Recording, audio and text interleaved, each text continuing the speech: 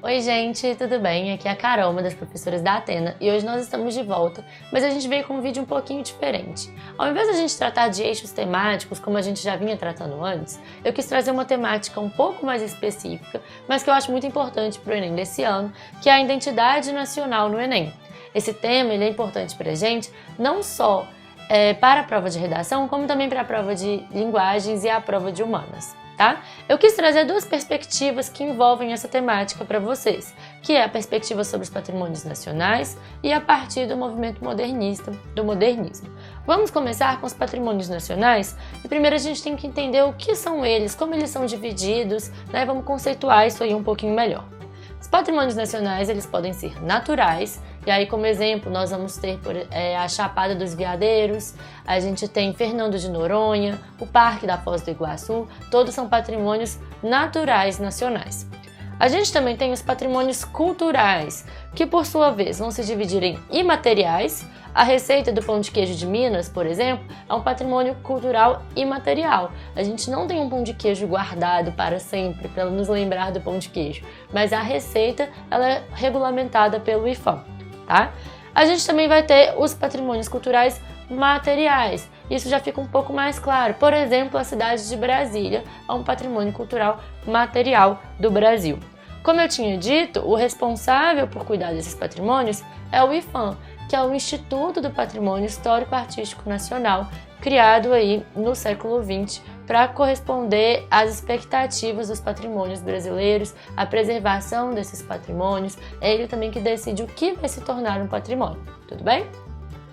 Esses patrimônios, gente, eles são muito importantes para estabelecer uma memória coletiva.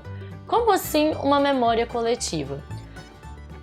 É a partir da preservação dos símbolos de uma nação que a gente consegue manter viva a memória daquilo que passou e que todos os brasileiros passaram em conjunto. A partir disso, fica mais fácil de construir um senso de identificação, de identidade. Pensa, por exemplo, em um nível menor, você com a sua família.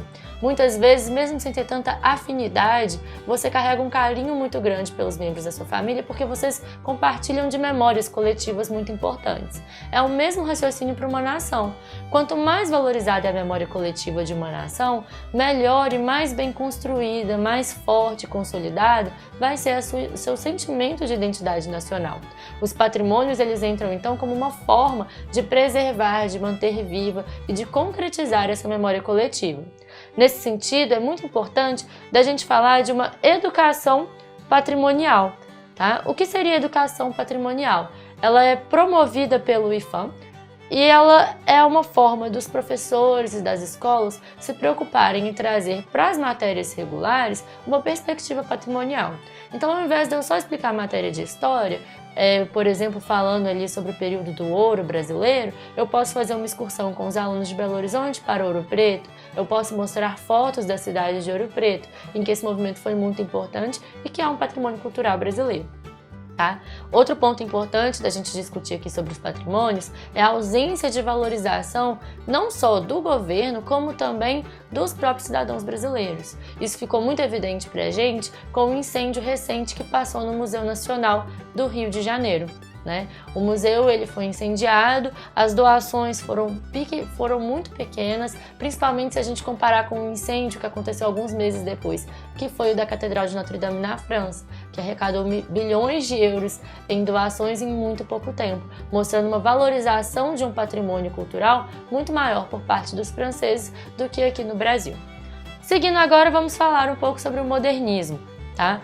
O modernismo, gente, ele foi um movimento aí dos anos 20, no Brasil, em 1920, com a Semana de Arte Moderna, né, de 1922, que inaugurou ele. E nós temos 5 pessoas responsáveis, aí, os cabeça do movimento modernista, que eram conhecidos como Clube dos 5. Tarsila do Amaral, grande pintor, inclusive a exposição estava recentemente lá no MASP. O Mário de Andrade, escritor. Oswald de Andrade, também escritor. É importante ressaltar que eles não são irmãos, é só coincidência mesmo. Anita Malfatti, uma pintora também um pouco menos famosa do que a Tarsila do Amaral, mas muito talentosa. E o Menotti Del Pica, talvez o menos conhecido dos 5, que era um jornalista e escritor da época. Uma característica que todos eles compartilhavam era que eles tinham estudado na Europa. A Tarsila do Amaral mesmo estudou na França, na Rússia, a Anita Malfatti foi para a Alemanha e depois desse tempo fora, eles voltam para o Brasil com o intuito de resgatar, de encontrar a identidade brasileira. O movimento modernista, ele vai negar o movimento anterior, que era o parnasianismo, né? Não sei se vocês lembram, o parnasianismo ele tinha uma valorização excessiva da forma da literatura, por exemplo, querendo sempre copiar formas europeias de se fazer poemas.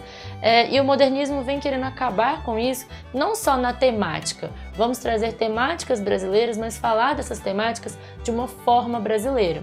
Um contraste interessante é a gente perceber, por exemplo, como que no romantismo a gente tinha o José de Alencar com a Iracema, uma versão muito europeizada do índio, né? Aquele bom selvagem de Rousseau.